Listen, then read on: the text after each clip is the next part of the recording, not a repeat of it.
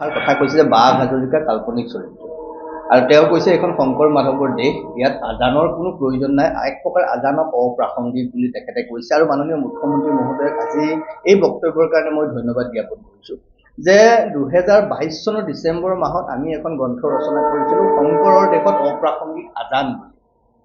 এই গোটেই কথাটোত আমাৰ কথাবিলাকত যি সময়ত বহুতে আপত্তি দৰ্শাইছিলে, আজি মুখ্যমন্ত্ৰী মহোদয়ে সেই কথাখিনিকে যেতিয়া কৈছে যে সঁচাকৈ শংকৰৰ দেশত আজান অপ্ৰাসংগিক, মই ব্যক্তিগতভাৱে সন্তুষ্ট হৈছোঁ। আৰু এই আত্মসন্তুষ্টিৰ কাৰণে ৰাইজক কথাবিলাক জনাবলৈকে আমি স্পষ্টভাৱে লিখা মেলা কৰি আছোঁ যে শংকৰৰ দেশত আজান অপ্ৰাসংগিক। কিয়? বেচলেছ কথা নেকি? এইটো সাম্প্ৰদায়িক কথা নেকি? সাম্প্ৰদায়িক কথা নহয়। আজান বুলি কোৱাৰ লগে লগে ইয়াত কেৱল ইছলাম ধৰ্মাৱলম্বী মানুহে দিয়া আজানৰ কথা কোৱা হোৱা নাই। ইয়াত আজান মানে আমি যি কৈছিলোঁ শংকৰৰ দেশত অপ্ৰাসংগিক আজান মানে সেইসকল বিদেশী চিন্তা, সেইসকল বিদেশী ৰীতি নীতি পৰম্পৰা যিবিলাকে আমাৰ নিজৰ জাতীয় সত্তা, জাতীয় ভেলু, আমাৰ স্বধৰ্মক নষ্ট কৰিছে, সেইবিলাকক আমি কিতাপখনত আজানৰ শক্তি বুলি কৈছোঁ বা আজান বুলি আমি প্ৰতিনিধিত্ব কৰাইছোঁ বা ক'ব খুজিছোঁ। গতিকে সেই শক্তিবিলাকক আমি জানিব লাগিব, বুজিব লাগিব। কাৰণ আমি অসমীয়া, আমি শইকীয়া, কলিতা যিয়ে আছোঁ, যি ধৰণে আছোঁ, আমাৰ নিজে নহ'লেতো ময়ো হুছেইন হ'ব পাৰিলোহেঁতেন, ময়ো থমথন হ'ব পাৰিলোহেঁতেন, কিন্তু মই বৰা হ'লোঁ। কি কাৰণে হ'লোঁ? সেইটো মোৰ পৰিচয়। মই তেতিয়ালৈকে বৰা হৈ থাকিম যেতিয়ালৈকে মোৰ সেই স্বকীয়তাটো থাকিব, মোৰ ভাষা থাকিব, মোৰ আচৰণ থাকিব, পৰম্পৰা থাকিব, ভাষা, সভ্যতা, সংস্কৃতি সেইখিনি থাকিব। গতিকে সেইখিনি সকলোৱে ৰাখক, তেতিয়াহে আমি অসমীয়া জাতিটো থাকিব, তেতিয়াহে আমাৰ গোটেই বিষয়বস্তুবিলাক থাকিব, সমাজখন থাকিব, ভৌগোলিকভাৱে আমি সুৰক্ষিত হৈ থাকিম। গতিকে মাননীয় মুখ্যমন্ত্ৰী মহোদয়ক স্পষ্ট কথাখিনি কোৱাৰ কাৰণে আৰু এই ধৰণে কাম কৰাৰ বাবে ধন্যবাদ। অসমতে লংকাৰ ওচৰতে।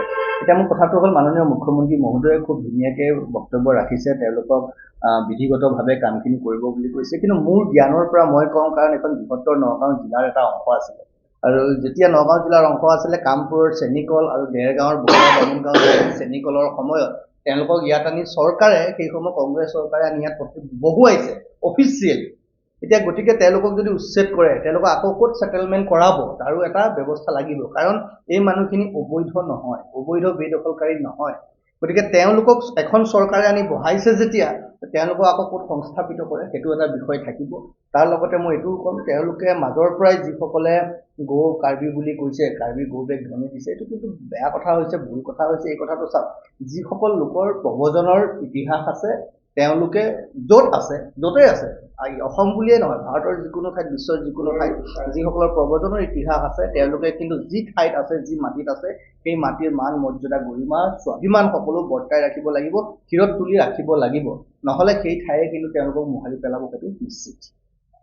নলবাৰীত আমাৰ খ্ৰীষ্টিয়ান মিছনেৰী, বৰদিনৰ দিনা খ্ৰীষ্টিয়ান মিছনেৰী স্কুলখনত যিটো ঘটনা ঘটিলে, বিশ্ব হিন্দু পৰিষদৰ বুলি 4জনক গ্ৰেপ্তাৰ কৰিছে, আচলতে মই এইটো কথা ক'ব খুজিছোঁ যে এই ধৰণৰ ঘটনাবিলাক আমি বিজনা কৰিছোঁ, কিন্তু সেই ল'ৰাকেইজনৰ আচলতে নিৰ্দোষী, তেওঁলোকৰ কোনো দুখ নাই, তেওঁলোকক কোনোবাই প্ৰৰোচিত কৰিছে, সেইকাৰণে সেই ধৰণৰ পৰিৱেশ এটা হৈছে। কিন্তু তাৰ লগে লগে আমি দেখা পাইছোঁ যে খ্ৰীষ্টিয়ান সমাজেও, আজি সংবাদ মাধ্যমত দেখা পাইছোঁ, তেওঁলোকেও বোলে চেলেঞ্জ লৈছে 31 ডিচেম্বৰলৈকে ঘৰে ঘৰে বোলে কেৰল পাঠ কৰিব। আমি তেওঁলোকক কৈছোঁ, আমি সনাতন দৰ্শনত আমি সকলোকে একত্ৰিত কৰি একেলগে লৈ আগবাঢ়িব খুজিম। আমি সকলোৱে একেমুখে এই নলবাৰী ঘটনাটোক আমি গৰিহণা সকলোৱে দিছে, সভ্য সমাজে। কিন্তু কথাটো হ'ল, তাৰ ওলোটাকে যদি আকৌ খ্ৰীষ্টিয়ান সমাজে নিজৰ সেই ধৰণৰ এজেণ্ডা ফুলফিল কৰিবলৈ চেষ্টা কৰে, তেতিয়াহ'লে কিন্তু আমিও তেওঁলোকক প্ৰত্যাহ্বান জনাব লাগিব, আমিও তেওঁলোকক প্ৰত্যুত্তৰ দিব লাগিব। ধৰ্মৰ যুদ্ধ হ'ব নোৱাৰে, উপাসনা পদ্ধতিৰ নামত যুদ্ধ নহয়। আমি সকলোৱে ইজনে সিজনক সন্মান প্ৰদৰ্শন কৰি চলিব লাগিব। সনাতনৰ যিটো নেচাৰেল ডেমক্ৰেচি, সেইটো আমি মেইনটেইন কৰি চলিব লাগিব, সেইটো বুজিব লাগিব। আমি ভাৰতত আছোঁ, তেওঁলোকেও অনুভৱ কৰে যে এইখন ভাৰতত আছে। খ্ৰীষ্টিয়ান মিছনেৰী স্কুলবিলাকে অনুচ্ছেদ 51 কত যিখিনি উল্লেখ আছে, ভাৰতীয় নাগৰিক হিচাপে তেওঁলোকৰ দায়িত্ব, সেইখিনি কৰক। তাৰ লগতে মই অসমীয়া সমাজলৈ বা অসমৰ সেইসকল সমাজলৈ আহ্বান কৰিম, বিভিন্নজনে মোক প্ৰশ্ন কৰিছে যে তাত তেওঁলোকে সৰস্বতী পূজা নাপাতে, বিভিন্ন ধৰণৰ অনুষ্ঠানবিলাক নহয়।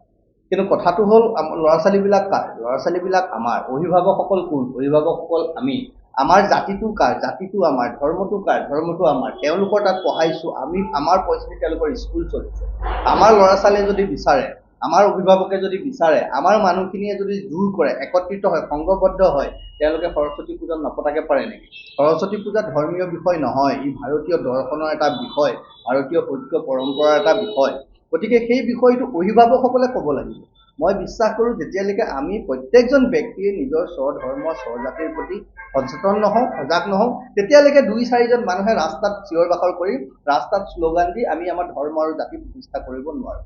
গতিকে সকলোকে আহ্বান কৰিম, আপোনালোকে সংঘবদ্ধ হৈ স্কুলবিলাকক কওক, স্কুলৰ কৰ্তৃপক্ষক কওক যে আপোনালোক সকলোৱে এইখিনি কাম কৰিব লাগিব ভাৰতীয় দৰ্শন আৰু ভাৰতীয় চিন্তাত। যদি অভিভাৱক আৰু ছাত্ৰ ছাত্ৰীয়ে যদি বিচৰা নাই, নিবিচাৰে, যদি তেওঁলোকে খ্ৰীষ্টান মিছনেৰীয়ে যদি সিমানখিনি মেনুপুলেট কৰিব পাৰিছে আৰু যদি আমাৰ মানুহ হৈছে, তেতিয়াহ'লে আমাৰ মানুহে সেইখিনি ভুগি আছে।